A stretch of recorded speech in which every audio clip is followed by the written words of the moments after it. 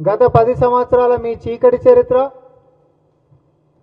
ప్రజాపాలనలో మేము చేస్తున్నటువంటి సంక్షేమాల చరిత్ర రెండింటినీ కూడా బేరీజు వేసుకోవడమే కాదు, ప్రజా కోర్టులనే తెలుసుకుందాం. దానికి 8 తారీఖు దాకా ఎందుకు, రేపే తెలంగాణ అసెంబ్లీ ముంగట ఉంటున్నటువంటి అమరవీరుల స్తూపం కాడికి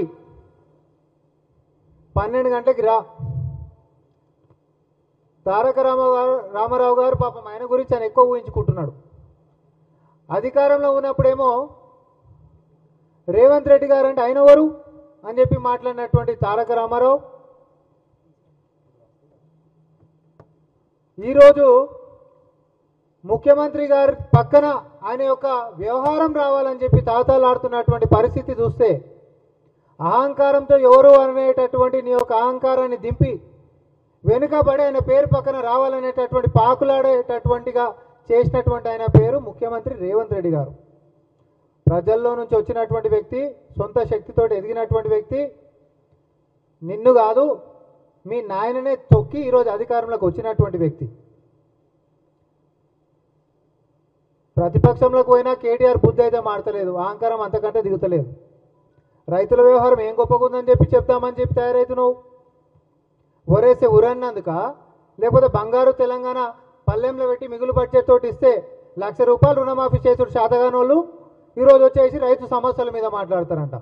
మీ ముఖాలకి ₹1,00,000 ఆ రోజు మీరు ఇచ్చినటువంటిది. ఆ రోజు బంగారు గని లెక్క ఎట్లాంటి అప్పులు లేకుండా ఉంటున్నటువంటి తెలంగాణ రైతులకు చేయాలనుకుంటే ఆకాశమాతుగా చేసేటటువంటి అవకాశం ఉంటున్నటువంటి తెలంగాణ ₹1,00,000 రుణమాఫీ చేసినటువంటి ముఖాలు కాదు మీరు. ఈరోజు రైతు సమస్యల మీద మాట్లాడతామంట.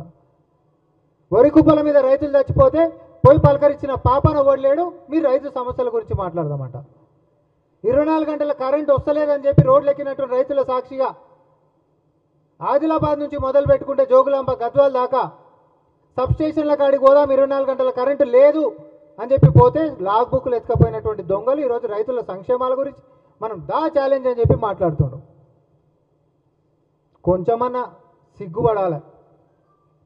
ఇవన్నీ అంశాలు ఇట్లుంటే అధికారంలో 10 సంవత్సరాలు ఉంటే ఈ 10 సంవత్సరాలు కూడా అధికారికంగా నీళ్లు నిధులు నియామకాలని మనం ఏదైతే ఉద్యమం నినాదం లెక్క తీసుకొని మనం కొట్లాడుకొని రాష్ట్రాన్ని సాధించుకున్నామో అధికారికంగా మన నీటి వాటాని పక్క రాష్ట్రాలకి కొల్లగొట్టినటువంటి ఈ తెలంగాణ ద్రోహులు ఈరోజు సంక్షేమాల గురించి తెలంగాణ సమస్యల గురించి మాట్లాడేటటువంటి అర్హత ఉన్నది మీకు, మీ సూరత్లకి.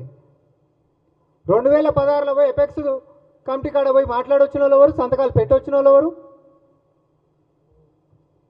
మీరు కాదా? కృష్ణా జలాల వాటాని అప్పనంగా ఆంధ్రాకి దోచిపెట్టిన వాళ్ళు ఎవరు? మీరు కాదా?